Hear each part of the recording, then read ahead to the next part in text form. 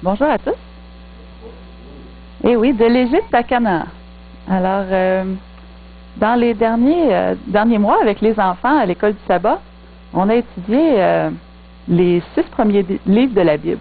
On a étudié la Genèse, l'Exode, Lévitique, Nombre, Deutéronome, et on s'est rendu jusqu'au livre de Josué. Ce matin, c'est Claude qui m'a remplacé à l'école du sabbat et il a attaqué le livre des Juges.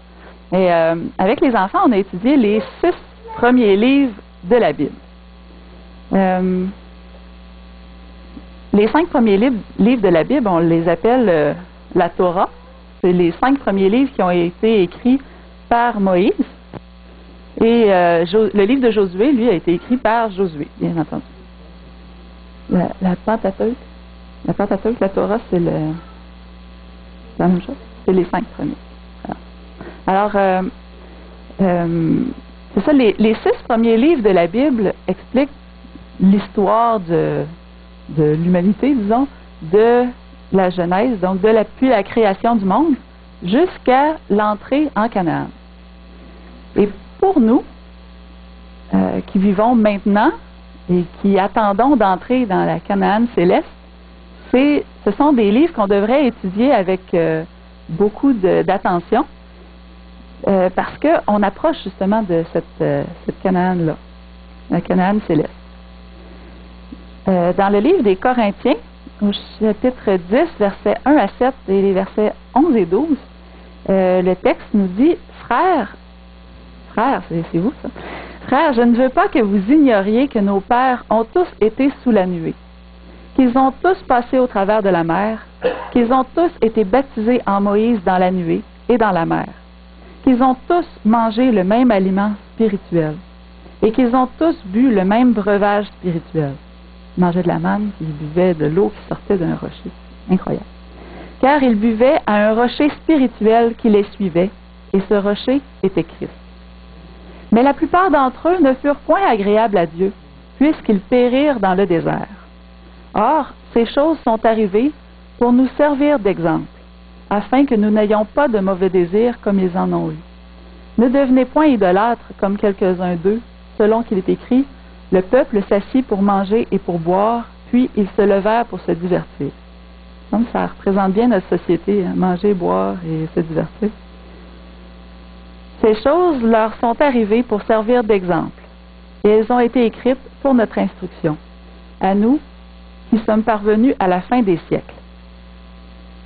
Ça, c'est Paul qui écrivait ça, mais nous, on est encore plus à la fin des siècles.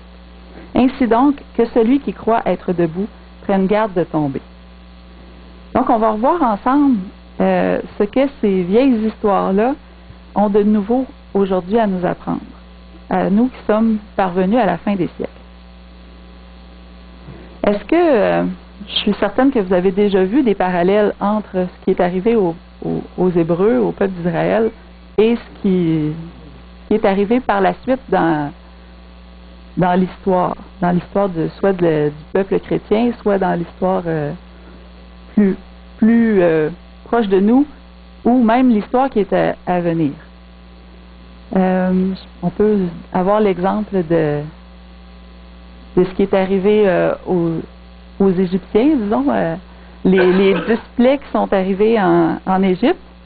Lorsque Dieu a voulu faire sortir son peuple du pays d'Égypte, il est arrivé 10 plaies. Les 3 premières ont affecté tout le monde, et les 7 dernières ont affecté que les Égyptiens. Et on voit aussi dans l'Apocalypse qu'à la fin des temps, il va y avoir aussi des plaies. Les 3 premières affectent aussi tout le monde, mais les dernières, que les méchants. Donc, on peut voir souvent, c'est pas le seul exemple, mais on peut voir plusieurs parallèles. On peut prendre l'histoire de Noé, par exemple. On sait que Noé a été un prophète, il devait dire aux gens, entrez dans l'arche, le monde va être détruit. Même nous, aujourd'hui, on doit faire la même chose. C'est sûr qu'on ne construit pas un bateau, mais il y a un parallèle à faire. Je suis sûr que vous en connaissez plein. Lorsque le peuple d'Israël est sorti d'Égypte, c'est là où est-ce que Dieu a institué la Pâque. C'est la première Pâque qui a eu lieu. Et cette Pâque-là représentait la mort de Christ qui libère du péché. Donc, le sang d'un agneau devait être apposé sur les linteaux des portes pour que tous ceux qui sont dans la maison soient protégés. Le peuple, il devait aller au désert pour y adorer. C'est ce que Moïse avait dit à Pharaon, laisse sortir le peuple pour qu'il puisse aller adorer au désert. La première demande, c'était d'aller adorer et après ça, il devrait revenir. Mais le Seigneur a toujours quelque chose de plus grandiose encore à faire avec son peuple. Il l'a sorti pour aller adorer, mais ils ne sont pas retournés en Égypte puisque les Égyptiens les ont chassés et puis ils ont dit on ne veut plus vous avec toutes les plaies qui nous sont arrivées. Et Dieu finalement a détruit l'armée de Pharaon. Alors qu'ils étaient dans le désert, Dieu a profité de ce moment-là pour rappeler au peuple sa loi. La loi qu'il connaissait, qui avait été donnée depuis longtemps, mais qui avait été perdue, empoussiérée avec les années. Et il l'a fait par plein de stations, disons, sur leur voyage. On voit, ils sont arrivés à tel endroit, il n'y avait plus d'eau. Dieu a fait sortir de l'eau d'un rocher. À chaque jour, il leur a envoyé de la nourriture du ciel. On voit là, les petits bonhommes qui ramassent de la manne. La manne, il y avait plusieurs enseignements avec ça. L'homme ne vivra pas de pain seulement, mais de toute parole qui sort de la bouche de Dieu. Il y avait l'idée que Dieu voulait nourrir son peuple. Physiquement, il prend soin de son peuple, mais aussi spirituellement, il veut les nourrir spirituellement. Il y avait aussi le rappel du sabbat, parce que pendant 6 jours, disons pendant 5 jours, la manne tombait le matin, et le 6e jour, il en tombait 2 fois plus pour que le sabbat, il n'y a pas de manne qui tombe du ciel, mais la réserve était faite le 6e jour. Donc c'était les premières semaines, les Israélites sortaient, puis on commençait qu'il n'y a pas de manne aujourd'hui, mais c'est le sabbat. Donc, la 2e semaine, déjà, là, il dit, c'est samedi, c'est pour ça qu'il y en a le plus. Le vendredi, il y en a plus pour le samedi. Donc, comme ça, Dieu faisait l'éducation de son peuple. Puis, il leur enseignait en même temps d'avoir confiance en lui. Parce que dans le désert, il n'y avait pas de supermarché là, pour aller faire l'épicerie. Il n'y a rien qui pousse, là. Alors, ils devaient compter seulement sur la nourriture que Dieu leur envoyait. Donc, tout le long de leur voyage dans le désert jusqu'au mont Sinaï, Dieu leur a enseigné sa loi, leur a rappelé sa loi. Et le peuple était rebelle, il ne voulait pas écouter facilement. Donc, Dieu a dû vraiment leur parler du mont Sinaï et leur donner des tables avec les lois inscrites dessus. Le premier plan, c'est sûr que c'était d'inscrire la loi dans leur cœur. Mais il leur a donné sur des tables de pierre pour que même ceux qui avaient la tête dure puissent être capables de le lire et de s'en souvenir. Après qu'il ait donné la loi au mont Sinaï, ils sont restés pendant 2 ans dans le désert du Sinaï.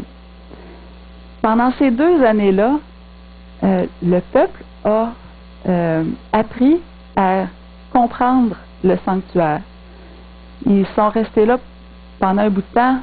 Au début, c'était pour le construire, parce qu'il y avait beaucoup de choses. On a eu un cours sur le sanctuaire avec Claude, on a vu, il y en a des détails, il y a beaucoup de meubles, beaucoup de couches, de draperies, de tout ça. Puis, on voit aussi pendant ce temps-là que la colonne de feu qui est là pendant la nuit, c'est l'Éternel lui-même qui habite avec son peuple. Il était présent avec eux. Il était sous cette forme-là pendant la nuit. Il les protégeait, il les réchauffait. Puis il y avait aussi, pendant le jour, la nuée qui leur servait comme presque un parasol pour les protéger de la lumière du soleil qui les aurait brûlés. Mais il était présent avec eux pour les enseigner. Pas seulement parce qu'ils vont se perdre dans le désert. Non, vraiment, il y avait quelque chose qu'il voulait faire avec eux. Pendant ce temps-là, les rituels du sanctuaire enseignaient au peuple qu'est-ce que Christ allait faire pour nous et qu'est-ce qu'il allait faire aussi en nous. Donc, quand ils voyaient l'agneau qui arrivait, il n'y avait pas de puissance dans cet agneau-là, mais c'est ce qu'il représentait qui représentait la puissance.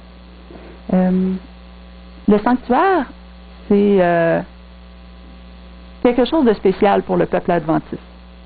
Parce que en 1844, il y avait eu l'étude du livre de Daniel, et dans Daniel, chapitre 8, verset 14, on dit « 2300 soirs et matins, puis le sanctuaire sera purifié. » Donc, les gens à l'époque se disaient « Qu'est-ce qui va se passer à cette date-là? » Et ils ont étudié le sanctuaire, ils se sont dit « Ah, ben la terre va être purifiée, Jésus revient. » Alors, ils se sont préparés pour le retour de Jésus.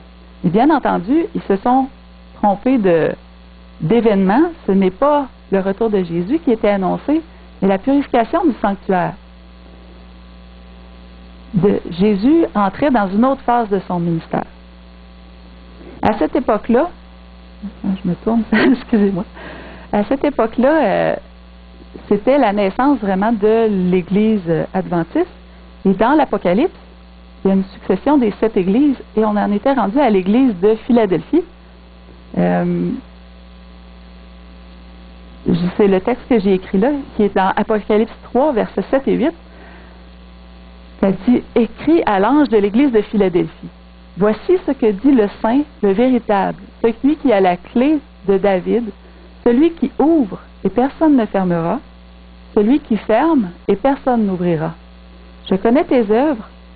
Voici, parce que tu as peu de puissance et que tu as gardé ma parole et que tu n'as pas renié mon nom, j'ai mis devant toi une porte ouverte que personne ne peut fermer. » Cette porte, c'est la porte qui séparait le lieu saint du lieu très saint. Le peuple, l'Église adventiste n'avait pas compris encore à ce moment-là qu'est-ce que c'était. Ils ont eu une grande déception quand ils ont vu que Jésus ne revenait pas. Puis ils se sont dit, mais qu'est-ce qui se passe? Où est-ce qu'on s'est trompé? Est-ce qu'on s'est trompé dans les dates? Est-ce qu'on s'est trompé? Qu'est-ce qui s'est passé? Donc, ils ont étudié avec beaucoup d'ardeur la parole de Dieu pour comprendre qu'est-ce qui s'était passé. Et ils ont compris que Jésus était entré dans une autre phase de son ministère. Quand il est ressuscité, il est monté au ciel, il était dans le lieu saint.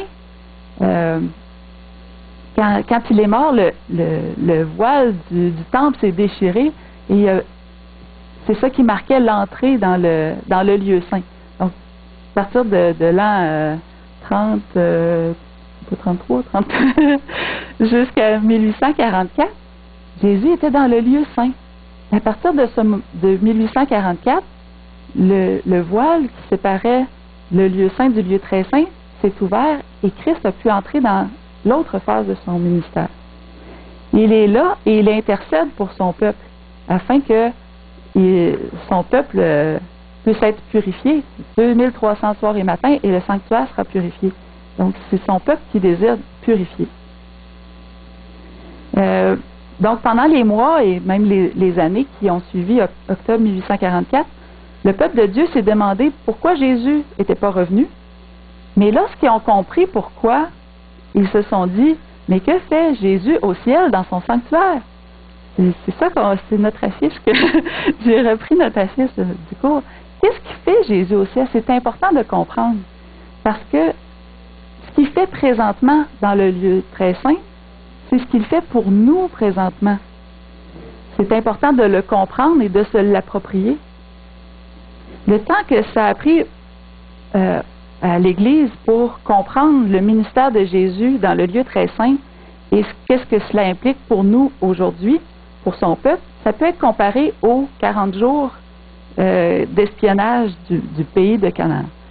Lorsque le peuple est arrivé sur les bords du Jourdain et ils étaient prêts à entrer en Canaan, Moïse a désigné une personne de chaque tribu pour aller espionner le pays et voir comment il était, si c'était vraiment un pays qui était si bon, un pays où coule le lait et le miel. Alors, les 12 espions sont entrés dans le pays. Ils ont passé 40 jours dans le pays à regarder un peu partout. Je ne sais pas s'ils étaient tous ensemble ou éparpillés, ça, je ne le sais pas. Mais après ces 40 jours-là, ils sont revenus. Et on trouve leur rapport dans Nombre 13, au verset 25 à 33. Je l'ai mis ici. Ils furent de retour de l'exploration du pays au bout de 40 jours. À leur arrivée, ils se rendirent auprès de Moïse et d'Aaron et de toute l'assemblée des enfants d'Israël à Kadès dans le désert de Paran. Tout le peuple s'est assemblé parce qu'ils voulaient savoir est-ce que c'est un bon pays. Ils leur firent un rapport ainsi qu'à toute l'assemblée et ils leur montrèrent les fruits du pays. On raconte qu'il y était plusieurs pour porter même seulement une grappe de raisin. Donc c'était vraiment... il apportait des bonnes nouvelles. C'est vraiment un pays où coule le lait et le miel. Voici ce qu'ils racontèrent à Moïse. Nous sommes allés dans le pays où tu nous as envoyés. À la vérité, c'est un pays où coule le lait et le miel, et en voici les fruits, comme promis par Dieu. Mais le peuple qui habite ce pays est puissant. Les villes sont fortifiées, très grandes. Nous y avons vu des enfants d'Anak, des géants. Les Amalécites habitent la contrée du Midi, les Hétiens, les Jébusiens et les Amoréens habitent la montagne, et les Cananéens habitent près de la mer et le long du Jourdain. Le pays est plein d'ennemis. Il n'y a même pas un petit endroit où s'installer pour y être tranquille. Caleb fit taire le peuple, qui murmurait contre Moïse.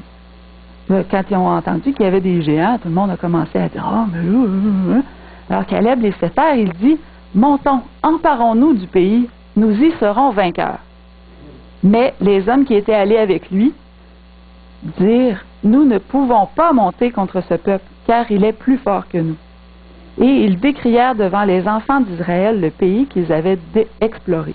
Décrier, ça veut dire donner tous les côtés négatifs.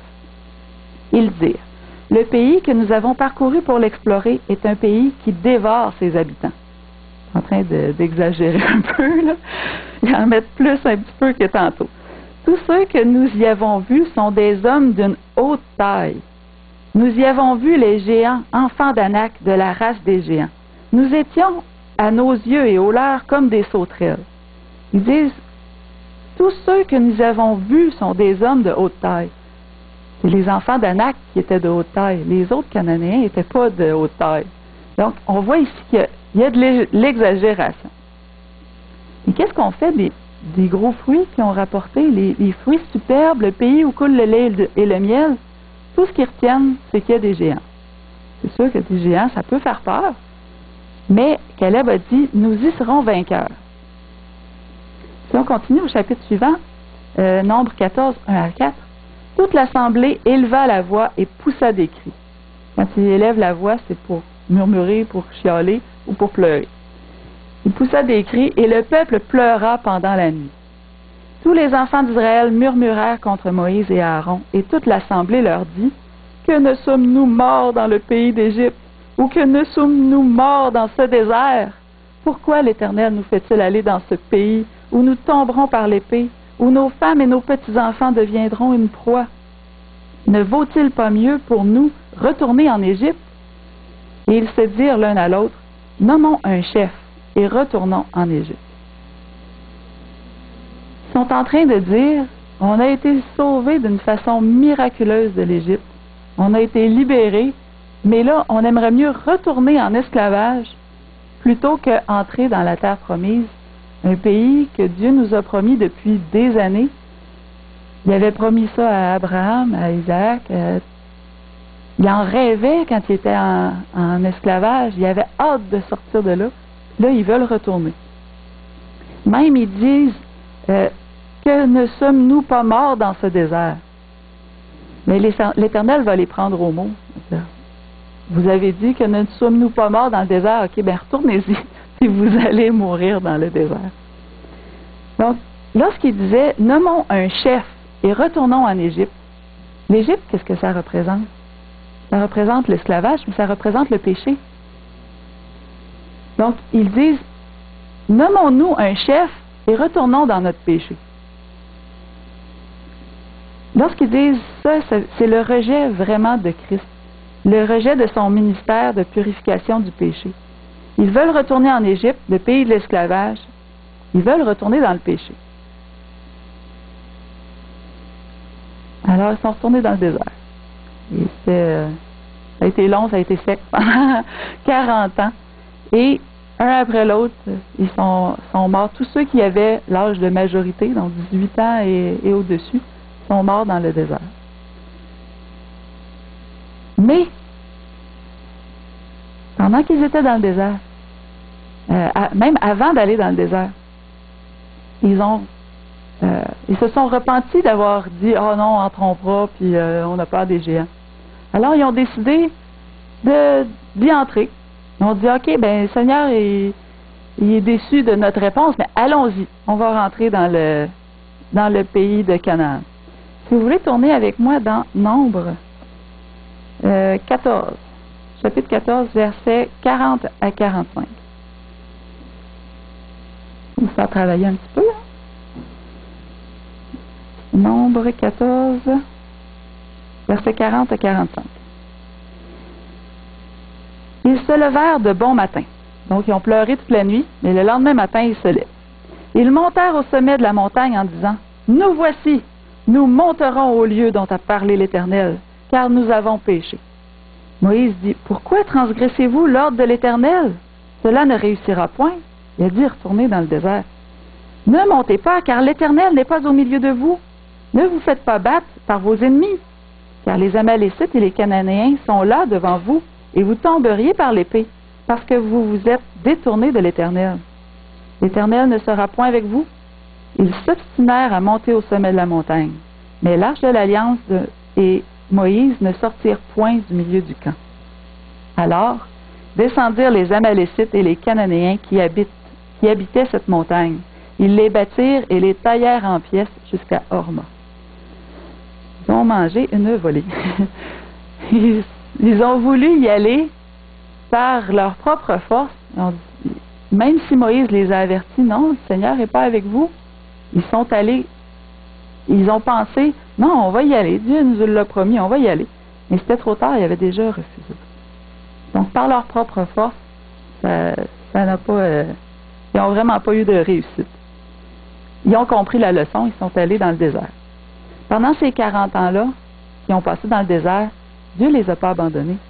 La nuée était encore avec eux et c'est elle qui les conduisait. Mais, néanmoins, chaque personne qui était majeure, disons, au moment où de la rébellion, sont morts dans le désert. Et ceux qui ne sont pas morts, ce sont Caleb et Josué, les deux seuls espions qui sont restés fidèles et qui avaient essayé de raisonner tout le peuple.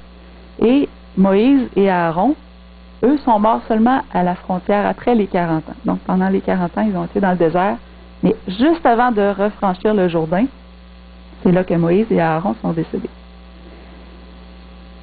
Après ça, c'est pas fini pour le peuple d'Israël. Ils sont revenus pour traverser le Jourdain après les 40 ans. Ils sont venus pour entrer en Canaan, comme c'était le plan au départ. Vous avez une petite image ici, c'est l'Arche de l'Alliance. Je ne sais pas si elle était à découvert comme ça ou si elle était recouverte, mais c'est l'Arche de l'Alliance qui a ouvert le chemin à travers le Jourdain pour permettre au peuple de passer à pied sec. Donc, encore un miracle, comme il avait fait avec la mer Rouge lorsqu'ils sont sortis d'Égypte. Il renouvelle ce miracle-là pour ceux qui ne l'avaient pas vécu ou qui étaient très petits lorsqu'ils avaient traversé la mer Rouge. Donc, ils voyaient vraiment, le Seigneur est avec nous. C'est Dieu qui ouvre le chemin. Ils ont traversé le Jourdain pour entrer en Canaan. Et de l'autre côté du Jourdain, le peuple a refait alliance avec Dieu. L'alliance que Dieu avait faite avec son peuple, Dieu ne l'avait pas brisée. Lui, il était encore en alliance. C'est le peuple qui avait brisé cette alliance-là et qui devait maintenant revenir dans cette alliance-là. Il y a eu deux signes de l'autre côté du Jourdain. Il y a eu la circoncision, parce que pendant qu'ils étaient dans le désert, il n'y a personne qui avait été circoncis. Et ensuite, il y a eu la Pâque. Ils ont célébré une Pâque qu'il n'y avait pas eu non plus pendant ces 40 ans-là. La circoncision, c'était une alliance visible, disons, mais pour nous, aujourd'hui, on n'est pas, surtout pas moi, on n'est pas circoncis. Et Dieu ne nous le demande plus maintenant. La circoncision qu'il demande de nous, c'est une circoncision du cœur. C'est là où est-ce que Dieu voit notre alliance. Mais la circoncision est utile tant qu'on observe la loi. Dans Romains 2, au verset 25 et 29, Paul est clair, la circoncision, tout le chapitre en parle, mais elle est utile tant qu'on reste dans cette alliance-là avec Dieu et qu'on observe sa loi. Pour ce qui est de la Pâque, c'est un rappel de ce que Christ faisait et fait pour nous aussi aujourd'hui, nous libère du péché. Dans 1 Corinthiens 5, au verset 7, Paul nous dit « Faites disparaître le vieux levain, afin que vous soyez une pâte nouvelle, puisque vous êtes sans levain. » Le levain représente le péché. « Car Christ, notre Pâque, a été immolé. » Donc, c'est clair que c'est Christ qui nous libère du péché. Maintenant, c'est l'entrée en Canaan. Excusez-moi. Et désolé pour tous ceux qui croient qu'à de nos jours, l'entrée en Canaan, c'est le retour de Jésus. Aujourd'hui, je veux vous amener sur une autre idée, que l'entrée en Canaan, c'est comme à cette époque-là, c'était prendre possession du pays. Et non pas... l'histoire du peuple d'Israël ne se termine pas à l'autre côté du Jourdain. L'entrée en Canaan, c'est combattre les géants. On a des preuves dans la Bible. Il est grand, le géant. Il faisait peur. Mais David, il est allé avec ses petites roches. Pensez-vous vraiment qu'une petite roche de même peut être menaçante pour un géant? Et non, c'est le Seigneur qui a enfoncé qui a guidé lui-même la roche puis qui l'a enfoncé dans le crâne de Goliath. Donc, combattre les géants, pour nous aujourd'hui, qu'est-ce que ça veut dire? Combattre les péchés dans notre vie. Pas juste les péchés dans le monde entier et dénoncer les péchés de tout le monde autour. Commençons par dénoncer nos propres péchés. Mais comment est-ce qu'on doit combattre ces géants-là? Comment est-ce qu'on doit libérer le pays de Canaan de toutes les habitudes païennes? Eh bien, de l'autre côté du Jourdain, il y a deux exemples, deux villes. Il y en a eu plein des batailles. Toutes les villes ils ont eu des batailles. Sauf que les deux premières, c'est la ville de Jéricho et la ville de Haï, que vous les connaissez. Juste savoir si je raconte toute l'histoire. Les enfants les connaissent, on les a vus à l'école du sabbat. Jéricho, tout le monde connaît ça.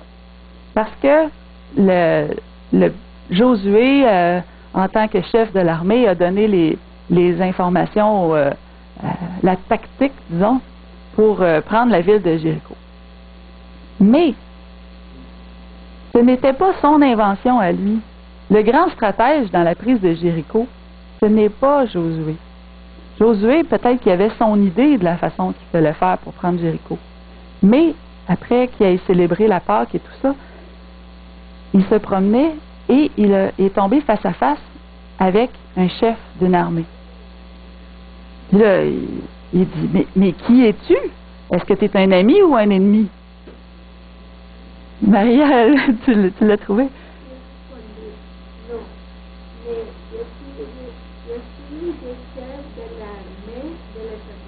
Le chef de l'armée de l'Éternel. Voilà. Alors, le chef de l'armée de l'Éternel, le chef divin, Jésus lui-même est arrivé et il a expliqué à Josué comment prendre Jéricho. Il lui a dit, allez, c'est les prêtres qui vont passer en premier avec l'arche et avec les trompettes. Vous allez faire le tour de la ville. Il a tout expliqué la stratégie. Ils ont appliqué la stratégie à la lettre et la ville de Jéricho a été anéantie, disons, capote. Mais est-ce que c'est les cris ou le son des trompettes qui ont fait tomber les murs? Même si vous êtes 1 million autour d'une ville fortifiée, que Jéricho, c'est quand même une des grosses villes, criez tant que vous voulez, les murs vont pas tomber comme ça en entier. Peut-être qu'il va y avoir des vibrations, mais ce ne sont pas les trompettes ni les cris du peuple d'Israël qui ont fait tomber les murs. Mais Dieu a envoyé des anges pour ébranler les murs et les faire tomber. Et à ce moment-là, le peuple a pu rentrer et combattre, prendre la ville facilement. Il n'y avait plus de muraille autour. Mais après cette victoire-là, wow, là, l'armée était gonflée. Là, wow, on a été victorieux. Ils pensaient probablement même pas réussir en tournant. Ils ont eu une semaine pour penser à la stratégie. Hey, on va crier, après ça, qu'est-ce qui va se passer? Mais ils ont vu la victoire, une victoire éclatante de la part de Dieu. Alors ils se sont dit, la prochaine ville, c'est la ville de Haï. Josué a envoyé des espions encore, ils sont revenus. Ouais, bonne nouvelle, ça va être facile à prendre. Ils sont partis, 3000 hommes. Pas tout le monde, ils sont partis 3000 hommes. Puis quand ils sont arrivés vers Haï, les habitants de Haï les attendaient. Ils sont sortis tout de suite. Puis aussitôt qu'il y en a quelques-uns qui sont du peuple d'Israël, de l'armée d'Israël qui sont morts, là, ils sont partis à la course, ils sont revenus, ils sont allés voir Josué, puis ils ont dit, il y a un problème, parce que là, c'est une défaite là, qui nous attendait. Et Josué leur a dit, le capitaine de l'armée de Dieu n'était pas avec vous. C'est pas lui qui a fait la stratégie pour prendre la ville de Haï. Vous êtes allés par vos propres forces. Puis c'est ça qui s'est passé. Il y a une grosse défaite. Après ça, le capitaine de l'armée a dit la façon de prendre Haï. C'est une très belle stratégie. Vous la lirez si vous voulez. Puis les Haïens, les habitants de Haï, ont été complètement déboussolés par cette stratégie-là. Ils ne s'en attendaient vraiment pas. La défaite a été grande pour eux. Donc, ces deux villes-là sont vraiment l'image de qu'est-ce que c'est prendre possession du pays. C'est vraiment être mené par Jésus. C'est lui qu'on doit laisser faire la bataille. C'est lui qu'on doit laisser avoir les stratégies. Et nous, c'est de les accomplir, de les exécuter. Mais si on essaie d'y aller par nos propres forces, pensez à toutes les fois où vous avez pris une résolution, là, ce péché-là, je suis tanné, vous avez la conviction que vous devez abandonner ce péché-là, mais vous essayez par vos propres forces. Vous êtes peut-être capable pendant un petit bout de temps. Je ne sais pas la première fois qu'ils ont attaqué Haï, combien ils ont réussi à faire de dommages, mais ils ont rebroussé chemin, ils sont tombés tout de suite, puis ils ont été pris en panique. C'est vraiment lorsqu'on laisse Dieu agir qu'on est victorieux. Prendre possession du pays, c'est aussi entrer dans le repos de Dieu. Hébreux, au chapitre 3 et 4, nous parle vraiment d'entrer dans le repos de Dieu. Qu'est-ce que c'est le sabbat pour nous aujourd'hui?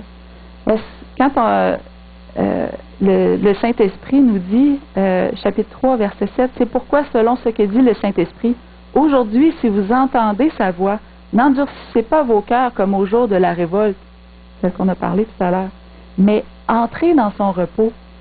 Révoltez-vous pas contre cette voix-là, mais laissez-la vous guider pour pouvoir entrer dans le repos. Hébreux 4, verset 9 dit, il y a donc un repos de sabbat réservé au peuple de Dieu. Si on dit qu'on est le peuple de Dieu et qu'on observe le sabbat parce qu'on s'assoit ici le samedi matin, même le samedi toute la journée, qu'on écoute des prédications, qu'on participe à l'école du sabbat, mais que c'est que ça, le sabbat pour nous, il nous manque quelque chose. Entrer dans le sabbat, dans le repos de Dieu, c'est ne pas y aller par nos propres forces. Se reposer en lui en ayant confiance que c'est lui qui fait le travail. C'est lui qui nous libère de nos géants. Apprenons à vivre aujourd'hui comme au ciel. Au ciel, il n'y en aura plus de géants, il n'y aura plus de... peut-être qu'il y a des gens qui sont de grande taille, là, c'est pas ça que je veux dire. Mais il n'y aura plus de péché au ciel. Le peuple de Dieu, à la fin, lorsque Jésus va revenir, il va être enlevé au ciel sans passer par la mort, comme Enoch. Enoch, on nous dit qu'il marcha avec Dieu. On nous dit aussi dans l'Apocalypse que les 144 000 suivent l'agneau partout où il va. Ils marchent avec lui. On ne marche pas devant Dieu, on marche avec lui. Côte à côte, on le laisse nous mener. On est Quand il dit « Prenez mon joug, il est léger », c'est parce que c'est lui qui prend tout le poids, puis on marche côte à côte avec lui. Il ne faut pas avoir peur des géants dans notre vie, parce que tous ces géants-là, Dieu les a déjà à la croix, tout ça, ça a été fini. Jésus a été vainqueur sur le péché. Pourquoi est-ce que nous, on en a encore peur? Pourquoi est-ce qu'on se dit c'est seulement au ciel qu'on va pouvoir vivre sans péché? À partir de maintenant, c'est à partir de maintenant que Dieu veut qu'on vive sans péché. Il nous dit, soyez parfaits comme votre Père Céleste est parfait. Il ne dit pas, vous serez parfaits, soyez parfaits. C'est au présent qui est conjugué ce verbe-là. Quand le peuple est entré en possession du pays, ça ne s'est pas fait d'un coup. C'est une ville après l'autre. Mais le Seigneur, il veut faire la même chose avec nous. Il veut nous rendre victorieux, péché après péché. Et c'est de victoire en victoire qu'il veut qu'on marche. Je voudrais vous laisser avec une citation de Ellen White. Je l'ai traduit. Si c'est pas parfait, je m'en excuse, mais je pense que l'idée est là. Nous pouvons devenir les fils de Dieu, les héritiers d'un héritage éternel, participants de la nature divine, les rois et les prêtres de Dieu. Les privilèges les plus élevés sont offerts à l'obéissant. Nous laisserons-nous aller à la rébellion et à l'incrédulité et proposerons-nous de retourner en Égypte? Jamais. Notre marche doit être en avant, vers la Canaan céleste. Chaque pas devrait être de la foi et vers une foi plus grande, de l'obéissance à une obéissance plus parfaite, de la lumière à une lumière plus vive, car le sentier des justes est comme la lumière resplendissante, dont l'éclat va croissant jusqu'au milieu du jour. Nous sommes l'Israël que Dieu guide hors des erreurs du monde, en ces derniers jours, pour vivre de toute parole qui sort de la bouche de Dieu. La vérité pour ce temps ne manquera pas de sanctifier l'âme qui reçoit l'amour de celle-ci et qui y obéit à partir du cœur. Elle nous permettra de surmonter tous les péchés qui nous assiègent et à surmonter chaque difficulté dans notre marche en avant. Nous pouvons courir et ne pas être fatigués, marcher et ne pas faillir. Seigneur, sois dès aujourd'hui notre capitaine, celui qui nous mène de victoire en victoire. C'est ça ma prière pour vous aujourd'hui.